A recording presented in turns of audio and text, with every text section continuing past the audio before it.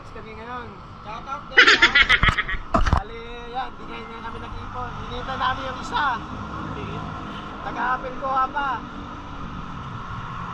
Baka nagtatanong yun, nakabes ako eh. Talagang nakabes ako ngayon. Alam mo, yung pupunta namin, Ito ano? Bato Spring. Tapos may kasama kaming pulis. Ngayon kami sa rides. Ayun o. Kaming pulis. Ano, di ka siya? Dali mo na lang yung tools para ano. Shout out!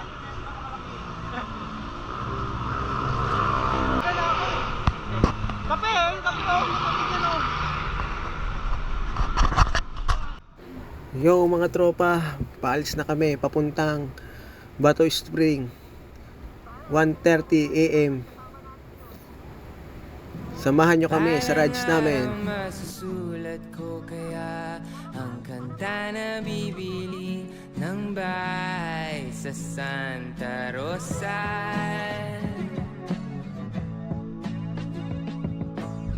Maglalagay ako ng 7-Eleven sa highway kahit ayaw kong maging kapitalista. Ito na mga tropa, palapit na kami sa entrance ng Bato Spring. Nakarating kami dito ng 5 ng umaga. Sobrang lamig pala dito.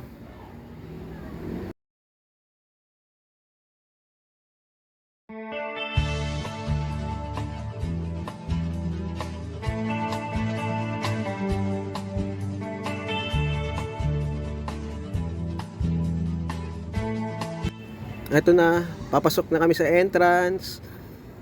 Dito ka magbabayad ng 200 pesos day tour.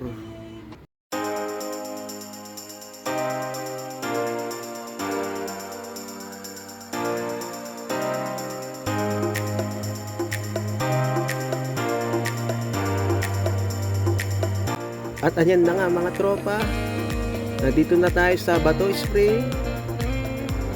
Ang ganda oh. Nakaka-relax. Sobrang lamig ng tubig dito. Ayan oh.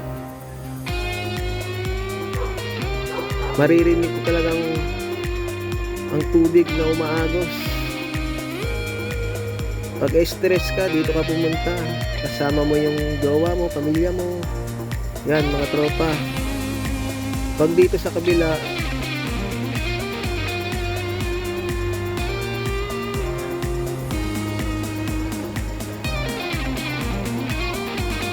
yan mga tropa, pag dito sa kabila, yan, maganda rin dyan. Malalim yung sa gitna. Tapos yung kabila, yung sa gilid, medyo mababaw lang, yan. Ang chill lang, yan mga tropa.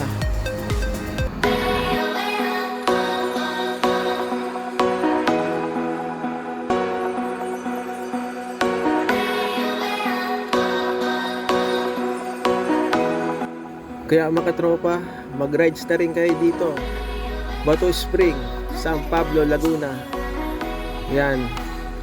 200 entrance sa day tour, 300 entrance sa overnight. Yan. Malapit na rin ang summer. Yan. Pumunta. Mag-chill kayo. Pwede rin ang alak dyan at pagkain at mga bata. Yan. Ito yan, malamig-lamig yan pag nandun ka sa Agusan. Yan mga tropa. Bye!